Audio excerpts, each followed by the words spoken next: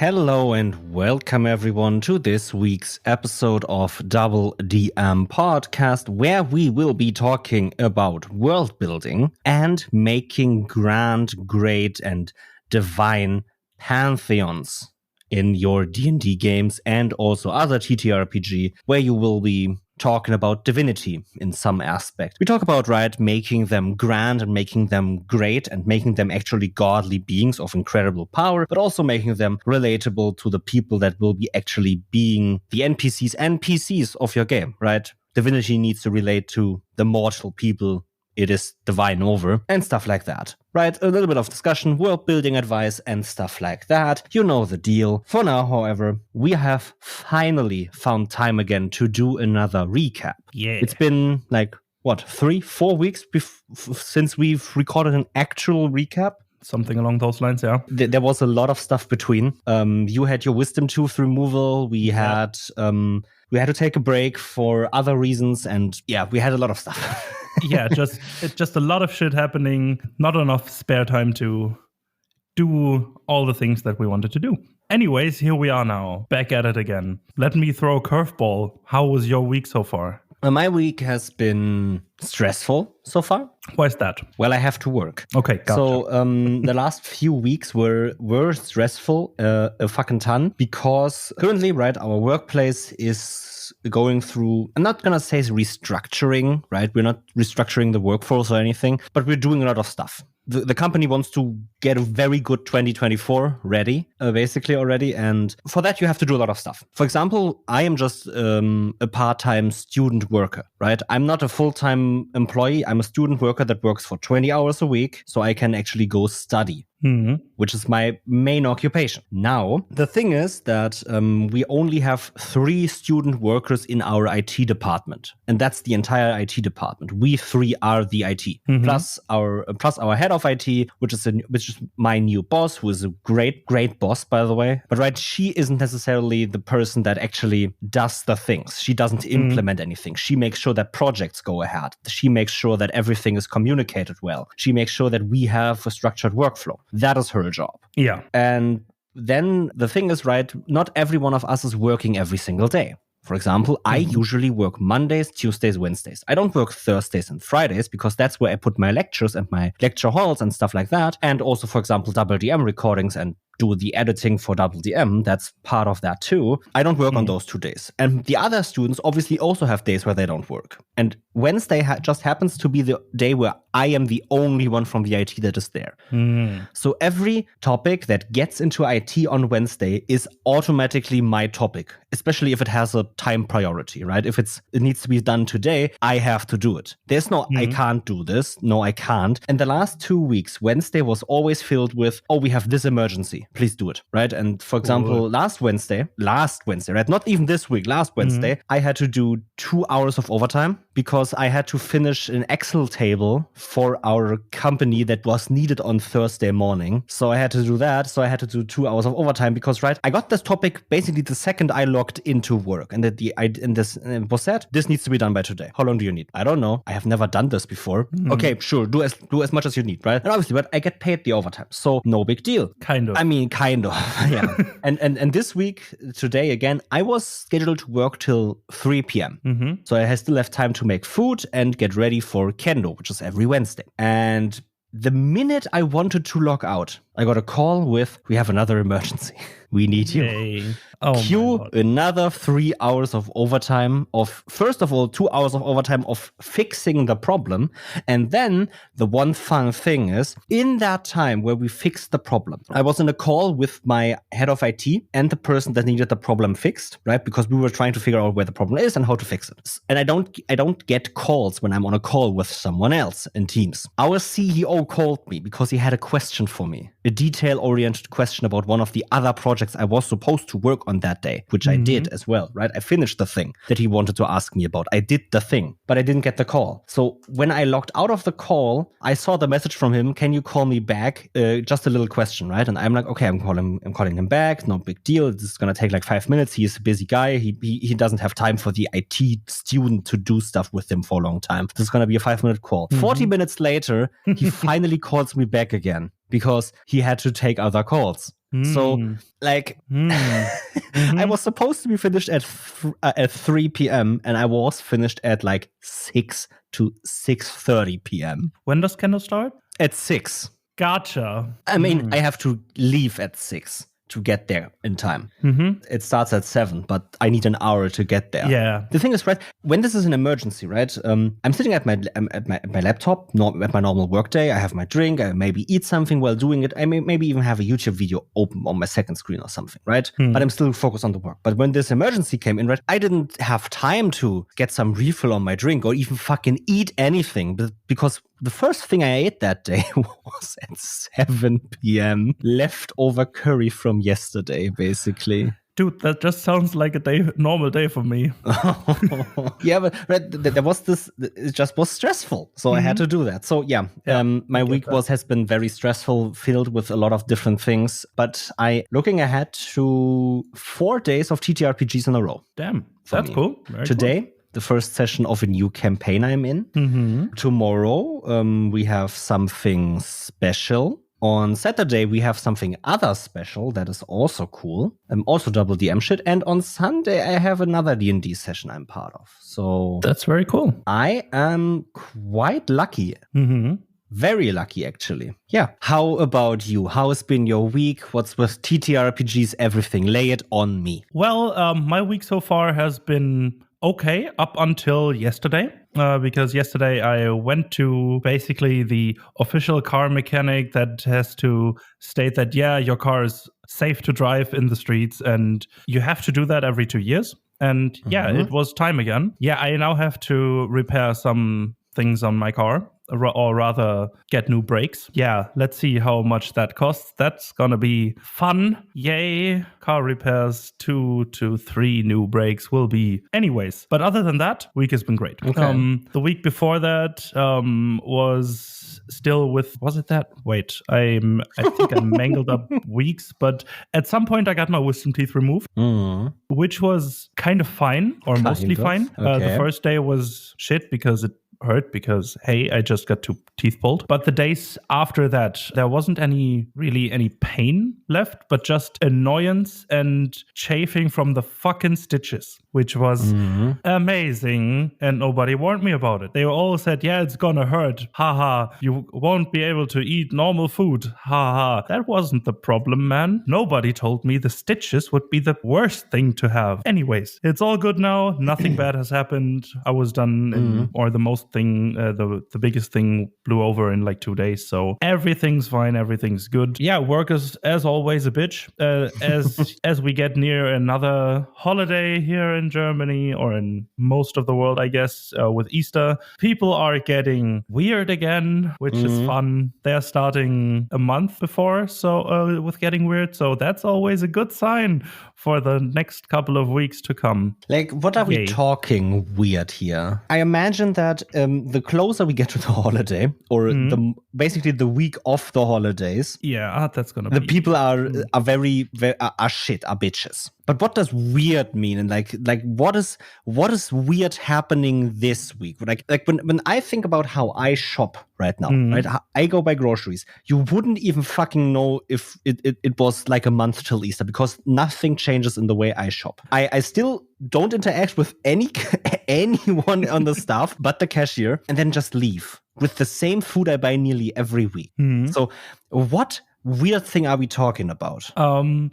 Just the usual, being unfriendly as hell, not saying hello or anything along those lines. Buying in fucking bulk already, because I mean, yeah, we have closed on Easter. That's big part. You have to stock up 1 month before that. That's very important. And yeah, in general, just the friendliness going down from week to week is a good indicator of how bitchy that shit's gonna be. I'm excited. I have good colleagues, so we'll get through that We'll get through that. We'll get through. Yeah, 100%. Exactly. For sure. Exactly. Okay. Yeah. And TTRPGs? TTRPGs, yeah. We started playing my campaign again that I run in my usual group.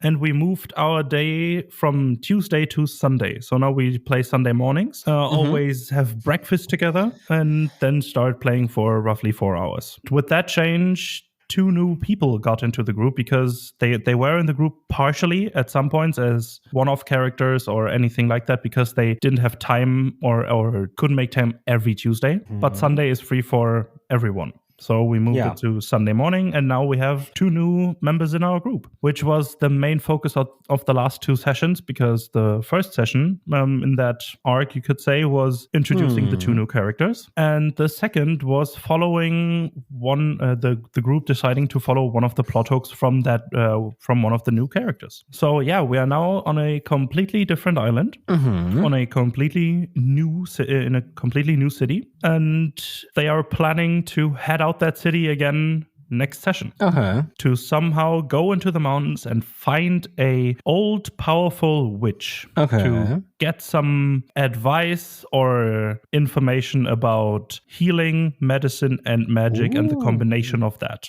Interesting. I'm looking forward to seeing what is going to happen next session, if it's just going to be a shopping session or planning or any fun stuff that is related to that, or if they just say, yeah, fuck it, let's just go into the snowy mountains where a blizzard is swirling for like the past 10 years. Let's just go there. The blizzard definitely does not have anything to do with the witch up there, right? No. Most definitely not. It things couldn't be. Being connected in my TTRPGs? No. Excuse me? That couldn't be. That couldn't. No. That can't be. Okay, so a witch in a blizzard. Yeah. Is the witch friendly? Yes and no. It's not hostile. It isn't necessarily hostile out of the gate. The witch can be friendly, but as if you approach her right. Exactly. It's a very powerful hag. So it's kind of a fae, and faes are difficult to approach at sometimes. They aren't necessarily evil. Yeah. But they're very arrogant, focused on themselves. Exactly. And the witch is definitely down to help for the right price, whatever that price might be. Your players better get something ready to pay. Yeah, and the character that this plot hook came from, that one of the new characters, is or was in the Feywild or lost in the Feywild, found a lord of a specific region there, and got taught resurrection magic and healing shit and all of that, and is now looking for other ways or in general information about healing, death, and the connectivity to magic to that, but doesn't want to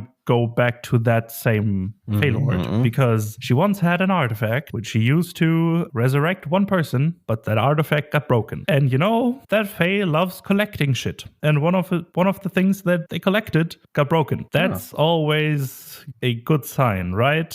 When you go back to a collecting Fey with something that they've given you that now is broken, they will definitely be friendly towards you. 100%. Right?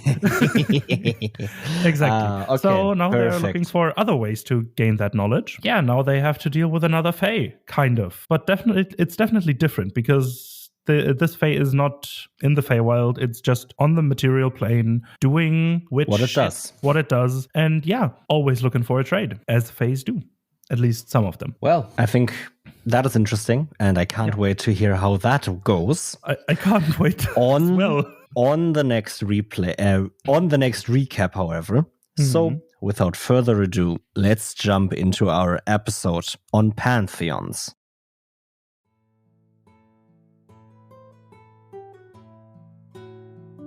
Hey listener, how are you enjoying the show so far? Tell us about it in whatever way you see fit. Go to our social media pages and add us or DM us about your favorite episode of the show. We would love to hear from you on what impact our show might have had on your home games. Or you could review us on your podcast app of choice and leave us a nice message with a 5-star review. And if you want to go above and beyond, bring a friend into the fold. tell them about our show, and refer us to them so they can get a piece of the pie as well. Thank you for listening to DoubleDM and joining us on this incredible journey.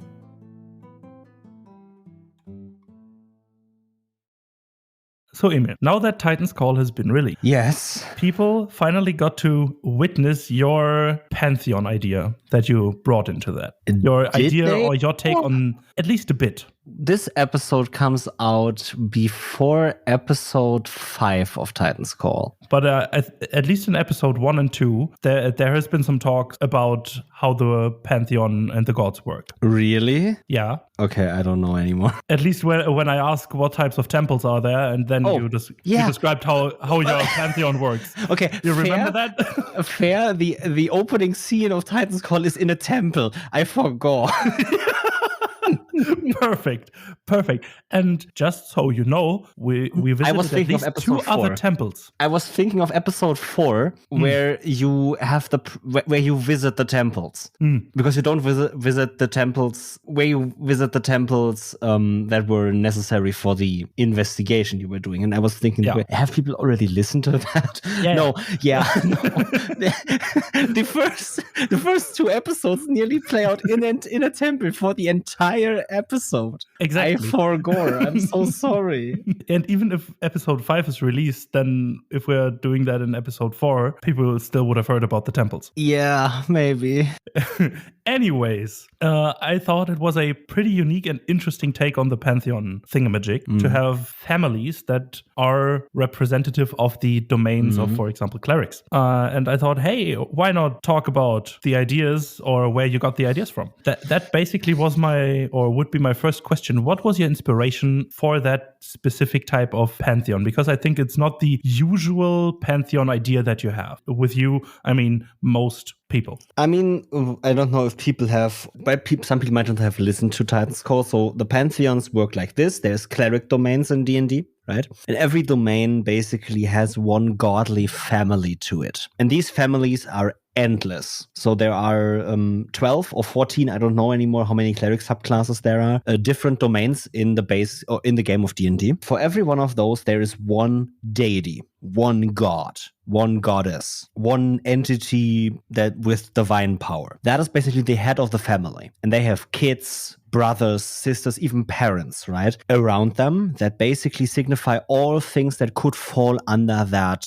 category. So, for example, there is the death cleric or the death domain cleric, right? In that pantheon, there is the god of death, Modar, the mostly forgotten god, who has thousands of children, thousands of siblings and stuff like that people can pray to for whatever reason. So for Modar, for example, there could be one thing is we had a scene in Titan's Call. I don't know if it's episode 4 or 5. That's what I was thinking about in the beginning. Mm-hmm.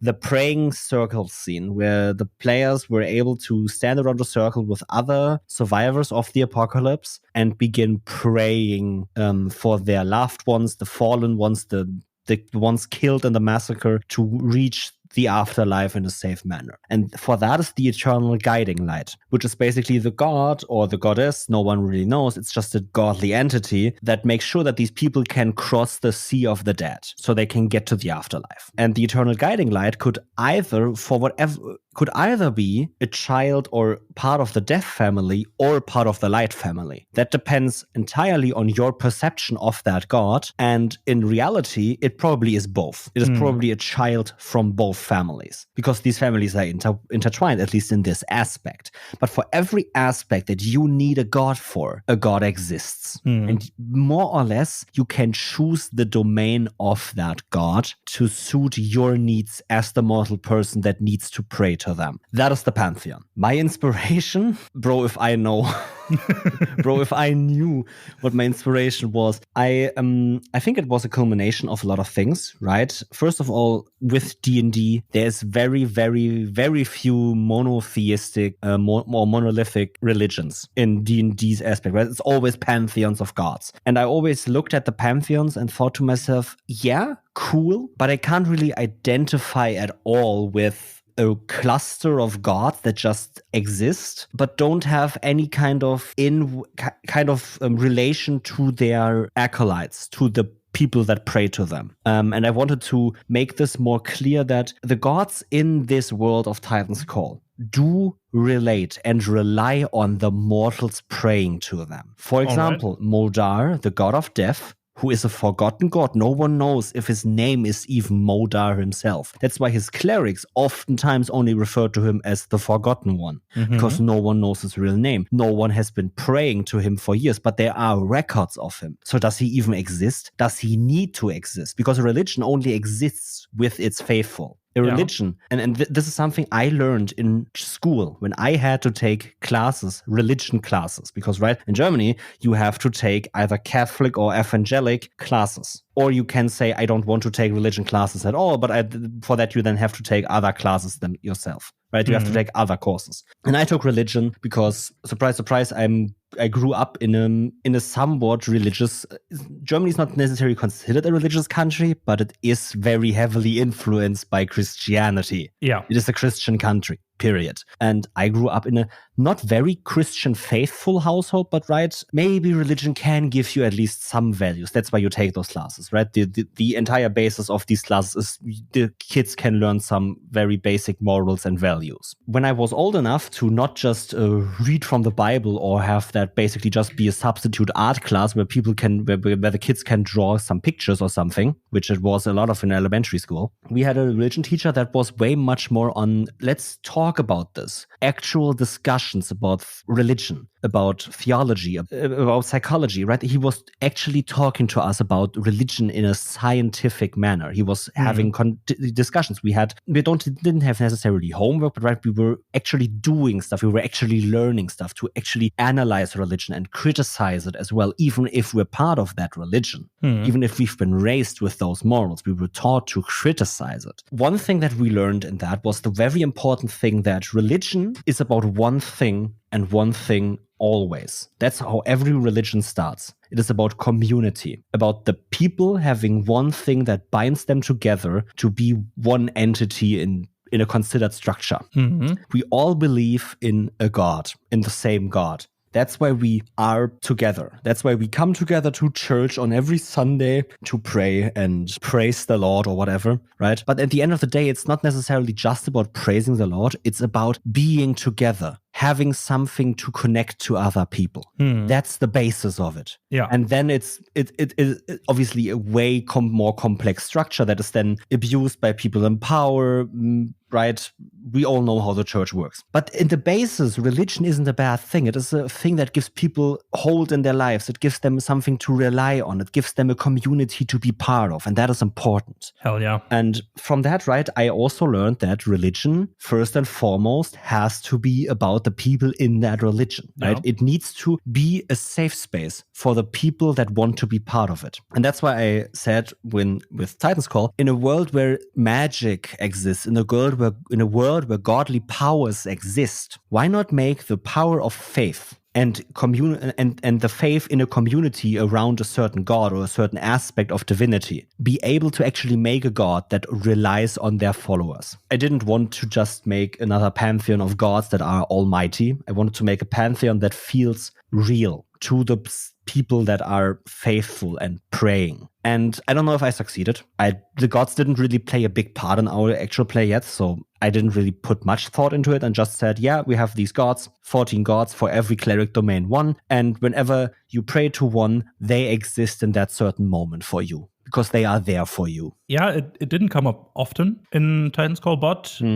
when it did, it definitely felt like you accomplished your goal or what you wanted to achieve with that. Yeah, I think it was just such a unique take, because most of the other fantasy genres or settings have polytheistic religions at its core, but most of the gods still can do mostly everything in some regards. And some omnipotent or a cluster of omnipotent beings that can do a lot of things. And having something that changes that,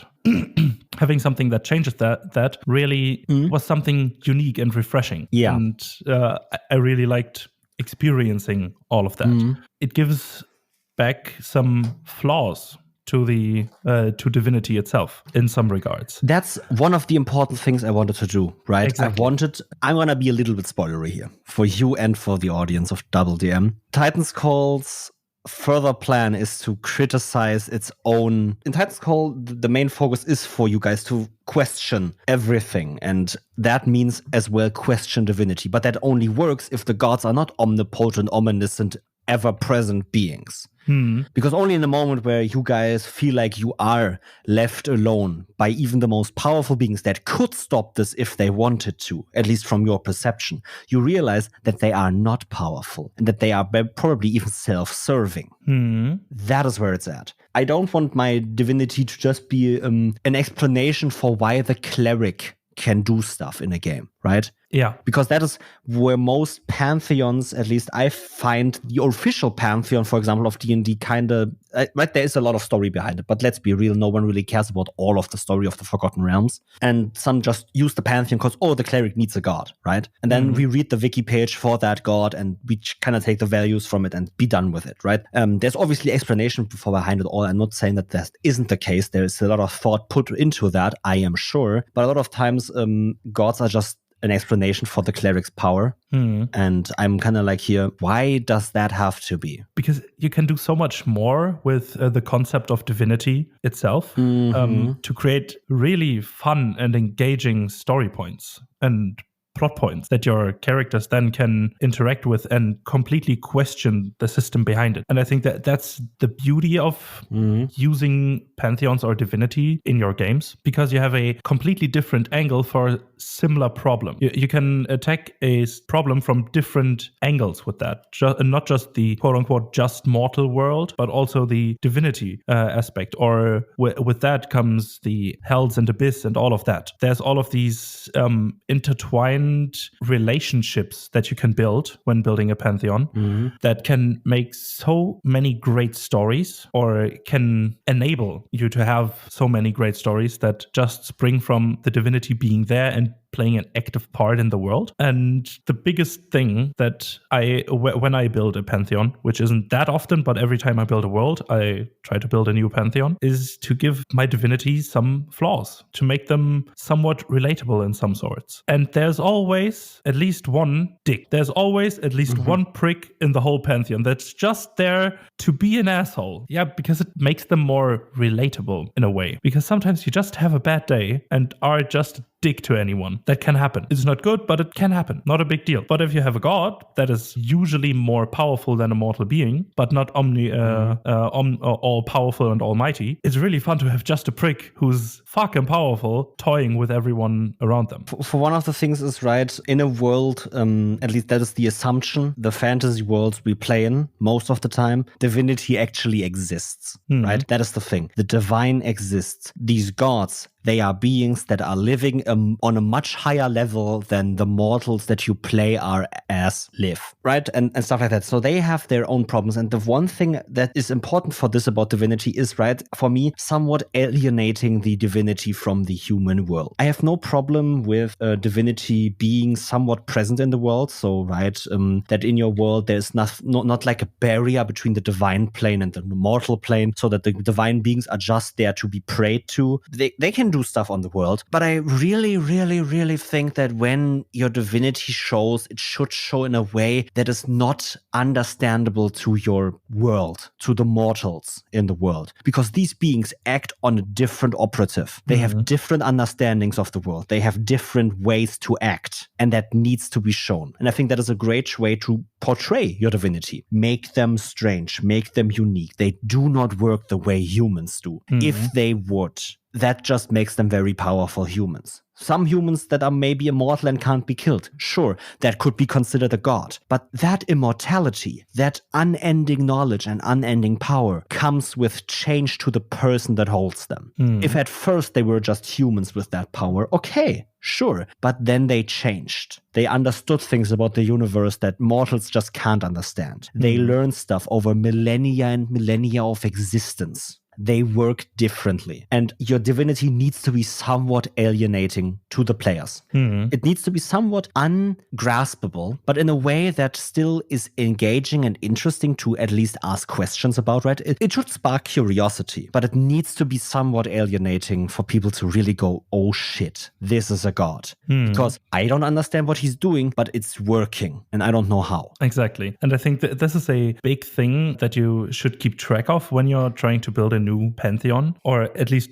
from my perspective, to make it more interesting and more engaging, is to have this, like Emil just said, the alienating part and describing things that shouldn't work but kind of do, or that you as a player and character don't understand but still work out, but still have that relatability of, yeah, I can see why something is happening if I had a personal connection to that, and give them something, or give the whole divinity something that can be still understood by mortals, not just completely ununderstandable gibberish that just happens and then tada, new thing. I think that can be tricky, difficult to include in a game. Might be worth for storytelling or whatever, but in a TTRPG, I don't know why you should put it in there in the first place if you don't want interactions. But if you want interactions, there should be some sort of alienating the divinity, but also a way to relate to that. Yeah, in a certain way. Exactly this walk or this balance you have to achieve to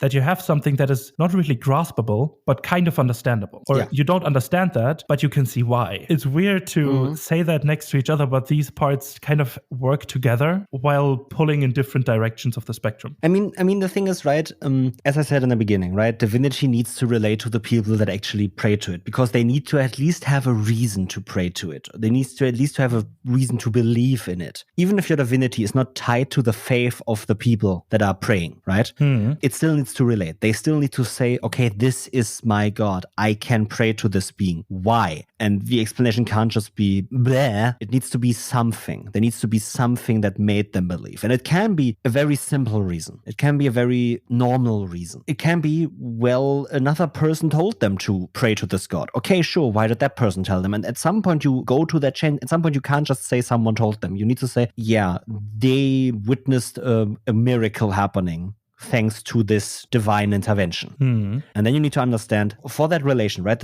that the faith relates to the deity. It does not have to be exactly helping or clearly implying that faith. It just needs to have an impact that at the end of the day is good for the people that have witnessed the miracle, for them to start praying, for them to start believing into this deity that has just saved them or altered the way they live. But the way that the god views it might be completely different, and you need to have that other side of the story not necessarily prepared. You don't need to write it down, but you need to understand that other way probably was a lot different for the deity, for their side. And since you're the GM here now prepping a pantheon, you need to somewhat understand your gods. And right, for that is a good thing. The best building block is to write down domains for them, right? I made it very easy for myself with the Titan's Call one, because I took all the cleric domains and said one of them each has one big god to them, and then all other aspects that you could fall under this umbrella term of death, light, war,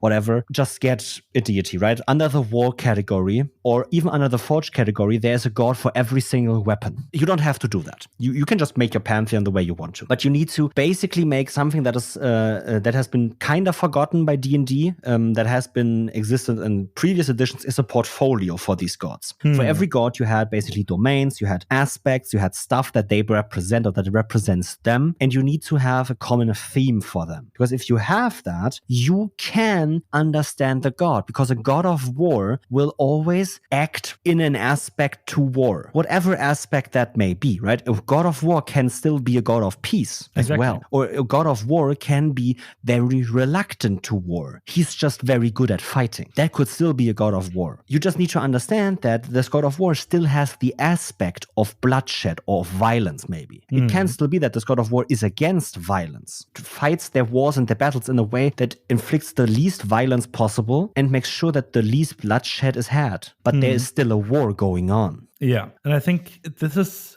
like you just said, you have to understand how your pantheon works. When you create one, make sure that you yourself, as a GM or as a world builder, understand how the pantheon itself works and represents itself in the world. To how it doesn't have to be pinpoint accuracy. This and this story has happened definitely before, so therefore the faith grew. It doesn't have to be that way at first. You just have to kind of make sense of how these deities, how the divinity itself enacts or impacts the world, quote unquote, below, or wherever the divinity subsides, however these divinities or the divinity impacts the world your players currently play in. That is something that you, as a world builder or GM, have to understand when you are building a pantheon. And then when you once you understood how your pantheon interacts with the world, and you have some plot points created and thrown them at your players, and your players engaged with one of them that relates to a certain story from the pantheon, then you can think about what is that specific story. It's like with every story beat ever, you create building blocks and then focus on the ones your players choose. And right, with everything in world building is build as you choose or build as you go. You don't have to necessarily flesh out your pantheon much because, right, for example,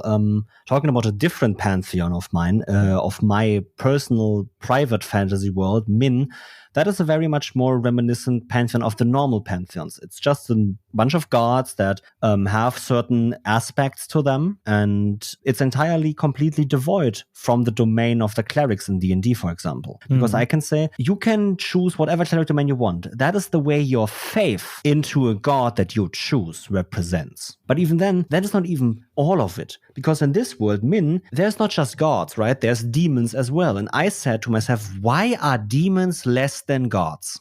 At least in the terms of D&D. Why are they considered lesser beings? Why are, at least, right, they aren't, right? Why would they be? And I said, okay, sure. So the creation myth of Min, right? Because since when you're talking about gods, you're talking about beings incredibly powerful. So they probably have something to do with the creation myth. At least they are more connected to it than maybe the normal mortal beings currently in your world that your characters or players portray. And I said, okay, so the creation myth is that all kinds of different beings and forces played with this world that is considered Min, and then all retreated and left it alone. Their magic stayed behind. And these different beings are all the different ways the cosmic powers of this world can go. So there is gods, and people pray to gods, but there are also people that revere demons or devils. They are not inherently bad instead of the gods, right? Because my demons and devils are not necessarily chaotic evil and chaotic good. Demons are often just more self-serving for themselves. Devils just like contracts. Fae also get revered. The concept of peace itself is another religion or another faith. And I have basically these 9 different versions of faith that all kind of work the same way and also very differently, right? Because and then I said, okay, you can be a cleric of a demon if you want to be. That isn't necessarily a warlock. A warlock is when a demon grants you power. A cleric is when you have faith in something. That is the main difference in that. And I completely detached divinity from the cleric and paladins and stuff and said, no, you are a character of your own merit. Even as a warlock, right? You just get granted power by someone. What you do with it is your own. Yeah. You're always a character of your own merit. You are supposed to take destiny into your own hands because that is the entire theme of that campaign. Being the ruler of your own destiny, making your own decisions, not letting any other person guide you to doing something you don't want to do. That is the theme. And if I said that clerics need to follow a certain god for them to work, that would have entirely defeated the purpose of a cleric in that campaign, in some aspect, right? I could have obviously made a story of, okay, this cleric learns that he can't follow the path of his god anymore and chooses to not follow it anymore and stuff like that. Sure, I could have done that, no problem. But I didn't want to even set it up that way. From the beginning, from the get-go, I wanted it to be, you are your own character. And there are forces outside that want to control you. Not just divine forces, but also politics, kings, queens, organizations. But I just want you to make your own decisions. And that is where the fun is at in that campaign, for example. And that only works when the Pantheon works that way. And for that, really, I detached it again. And I said, okay, I'm just going to write down a few names, a few domains and stuff like that, and be done with it with the Pantheon for now. And then obviously, right, I make up monks that sing prayers for the god of festivals every night in certain cities. Sure, that's something. That's a tradition. And this is actually where it's at as well, right?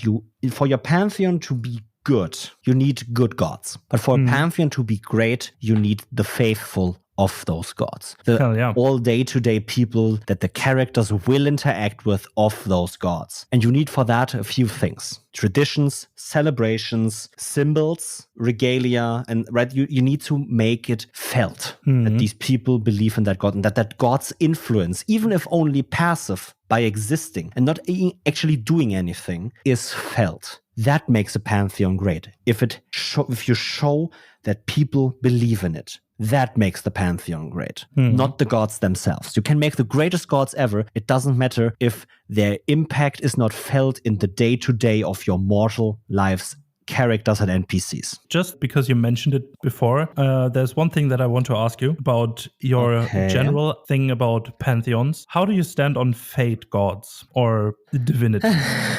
What's your take on that?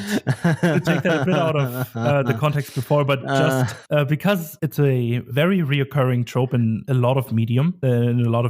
Yeah. Having control over your own fate, but still fate gods being there, or something controls your fate or doesn't. Let's find out, or let's say, fuck you, fate controller, I'm doing my own. What's your take on fate divinity in regards to TTRPG? Yeah. Just to put that... I've spouted countless times that TTRPG is about making your own actions and taking everything into your own hands. And yet I still probably have a fate god in every single game I play. Which kind of seems contradictory, I won't lie. But at the same time, it's kind of fun to have a god like that, because that god throws the question out. Do you even have control?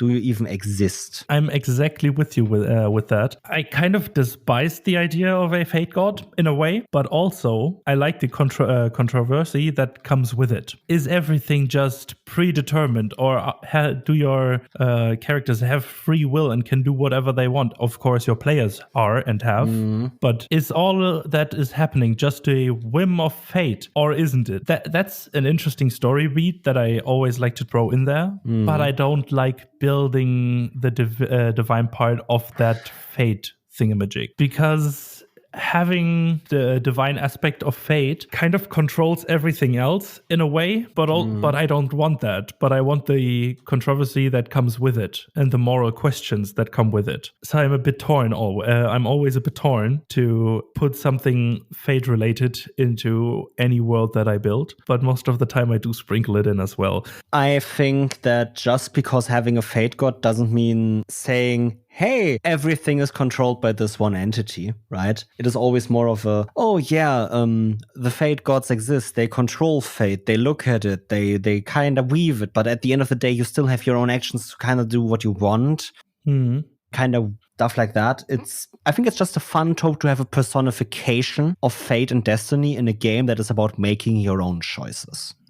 Especially if they meet it, right? In one of my old campaigns of Contact in a sci-fi game, the end game boss, the final BBEG, was the goddess of fate. So that was it, and they destroyed fate. They destroyed fate itself with her built it anew. That was a great ending to a campaign, but that only happened because I had fate as kind of a theme, plot point, or whatever in the game. Another thing I want to talk about is mystery with gods, right? Because gods need to become somewhat ungraspable, somewhat cosmic and grand, and that is something that needs to be done also with mystery, right? But how do you weave in mystery into something that more or less provenly exists in your fantasy world? Because gods are provenly to exist in most every fantasy world, because that way you just have a very cool, magic, powerful force. But how you weave in mystery into that? It sounds dumb, but the same way you do with normal things, quote unquote normal things,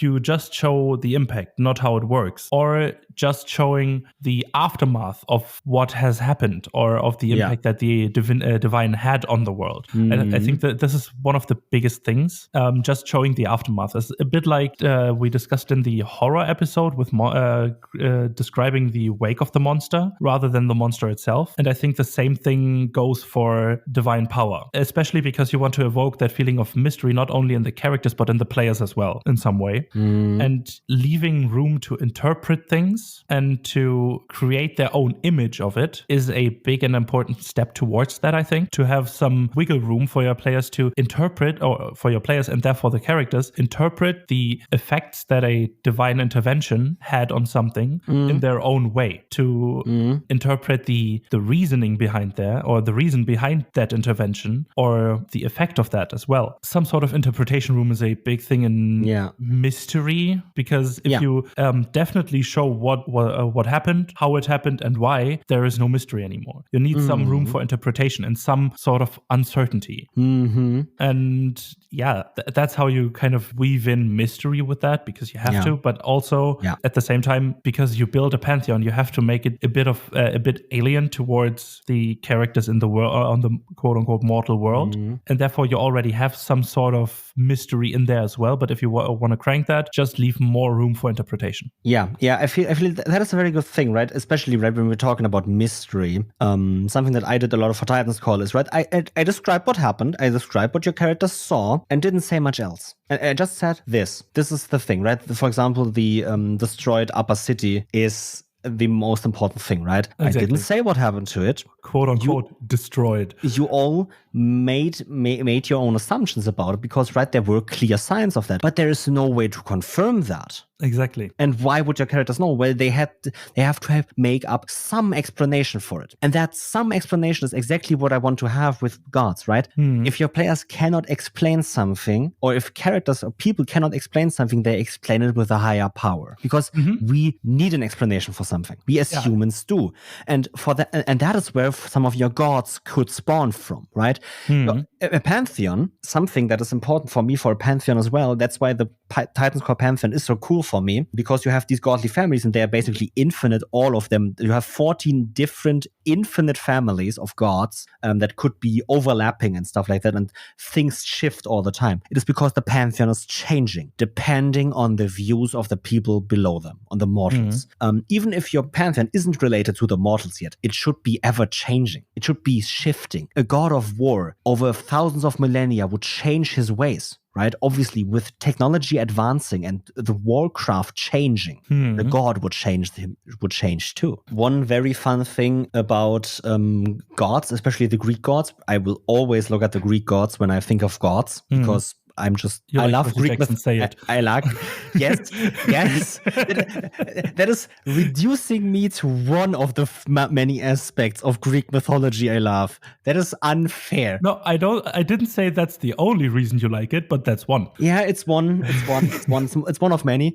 Same here, by the way. For example, I recently played the musical video game Stray Gods, which is a game about modern day Greek gods, more or less. I won't spoil too much of it, but Hephaestus, the god of craftsmanship and forge masters and stuff like that, right, obviously advanced as everyone else of these gods in their time. And he, when it came, right, in the musical, it is implied that, or it is quite clearly shown that he built the atomic bomb. And, right, the atomic bomb is a weapon of mass destruction. It is a vile thing to exist. It is also a craftsmanship masterwork. Hell yeah. But it is a weapon of destruction. First and foremost, it is evil and vile to have atomic weapons. But he built it because he advanced with the time. Yeah. And that same thing should happen in your pantheons. Your gods should change. They should get new aspects. They should change their entire ways. Yeah, I just imagine now Hephaestus sitting in a laboratory creating carbon nanotubes just because. Hephaestus just chilling there with his anvil and whatever, but still with safety goggles on and just sitting there creating nanotubes because why the fuck not? Just a nerd. Yeah. Right? These beings are still characters in a world, right? Even though they're godly beings, you as a GM are still one step above them. They still change. They still adapt. Especially, right, for example, if a cleric has a very special connection to a god, and the entire story of this cleric is that he's been visited by the god for every single night in his sleep or something. Maybe at some point just priests change the visage of the god, the way the god looks. Why? Because the god is now in distress, and that shows in their presentation. Why is the god in distress? I don't know. That's a plot point for you to figure out, but your god is now sad and depressed. And I think you just mentioned two important things there. One before we got into the modern Greek god thing, and one just now.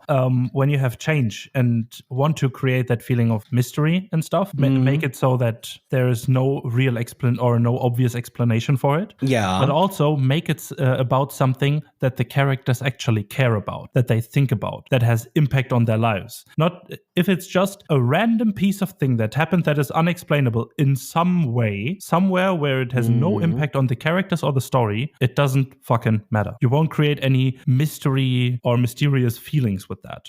If just a simple stone moved from A to B, but there hasn't been anyone in here, or in this location. If this location has no connection to either the party or the story or the plot points that you've shown so far, it doesn't fucking matter. You won't create any mystery or mystical feeling with that. But as you said right now, with the visage of the god changing within the span of one dream, or maybe even a gradual change over time, that is a personal connection from the divinity to the character, and therefore creating a mystery because you don't know why, or you don't know how, or what is going on. And therefore you have that mystery feeling by creating something unexplainable at first for something that is important and relatable to the characters and the story itself. Just to put that out there again, because that's the most fun in any TTRPG that I've played. If any plot point is about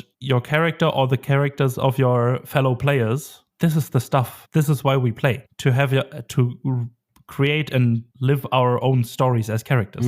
But if you just hear about a story of a different character that doesn't involve your party at all, doesn't fucking matter. Not as important, not as fun. But if it's about your group, that's where the stuff is. That's where the sauce lies. Where the spice is sprinkled in. Yeah.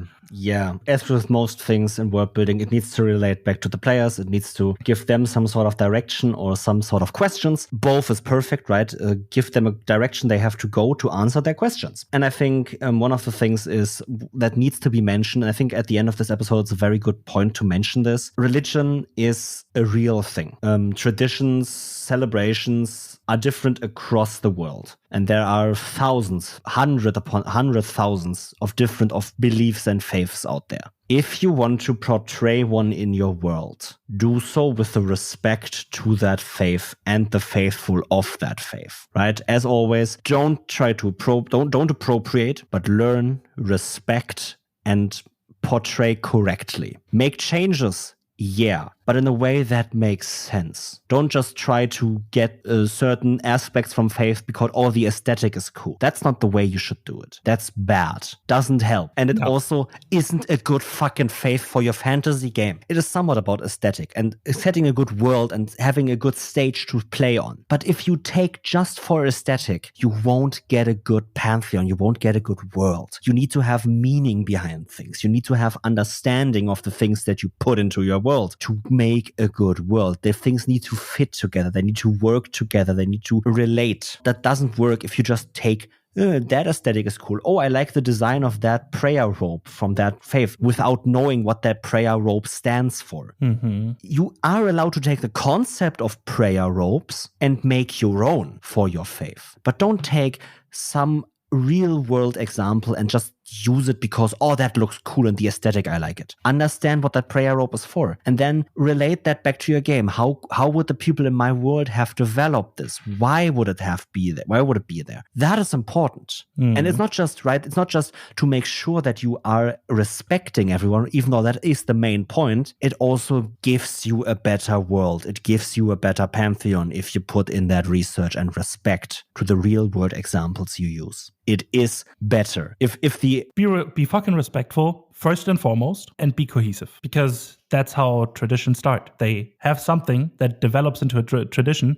It is cohesive. It has a reason behind it. If you look at every tradition out there, every single one, it started at some point, at somewhere, at some time. Developed coherently because of reasons. Whatever these reasons may be, that is completely different for every tradition. Ta-da! Be respectful, make it cohesive, And I think with that, we're done here. I think we've talked about the Pantheon, right? One of the big things about Pantheons, especially since they're such an ungraspable thing, even though I just said you should be respectful, right? You should go ahead and just do something that you enjoy. If you take inspiration, look for where that inspiration comes from, understand the inspiration, and understand the source material to take it in a correct way. Make your Pantheon relate back to the people that actually believe in it. Make your Pantheon ever-changing, make it interesting, make it unique, and make it powerful. I think that is something that we haven't even talked about, right? A Pantheon should be fucking powerful, and that should be made through examples, right? Show that the gods are powerful for whatever way, right? And that can be shown in a very direct way of this. For example, I always imagine the Dark Eye's world. It has a very high mountain range that you are unable to cross in its northern regions, right? Mm-hmm. You are not able to go above it. It is the end of the continent. And the entire myth around that mountain range is the fucking sword of the goddess of honorary combat. Oh, okay. She slammed her sword into the ground of the earth to make this, to basically put an impassable barrier in there. And that's a great way to show that your gods are fucking powerful. If her sword thrown into the ground is an impassable barrier for mortals. If it's true or not doesn't fucking matter, but it makes her powerful. That is another thing, right, that we haven't even talked about. Power plays a big part, and your Pantheon should be powerful because, or at least it should have somewhat of power, right? It could be that it's not necessarily that powerful like you normally see the grand cosmic power and I'm a strong god, but maybe your gods are not necessarily powerful, but actually just perfect manipulators. But yeah, there are so many aspects that you can think of. I mean, look at the cosmic horror gods and stuff, the outer gods that exist out there, like Cthulhu and shit. They are fucking powerful, but in ways that you can't really comprehend. And that makes them kind of work in a way. And yeah, make it powerful. Make it fun, make it your own, be respectful, make it cohesive, relate back to the faithful of that group, of that divinity. And yeah, I think with that, we covered everything, at least to some degree. Thank you all for listening, and hear you on the next one. Bye-bye. Bye-bye. Thank you for listening to this episode of DoubleDM. It appears you liked this one. What we had to say and our advice helped you. Why not show us how we helped you in a rating, or even write a review detailing us how we helped? You can do this on the platform that you are listening on right now. It's just a few clicks, doesn't take long, and helps us out. It gets us out there and our advice into more ears of more people. Thanks again for listening and joining us on this amazing journey. Have a great day, and hear you on the next one. Bye bye.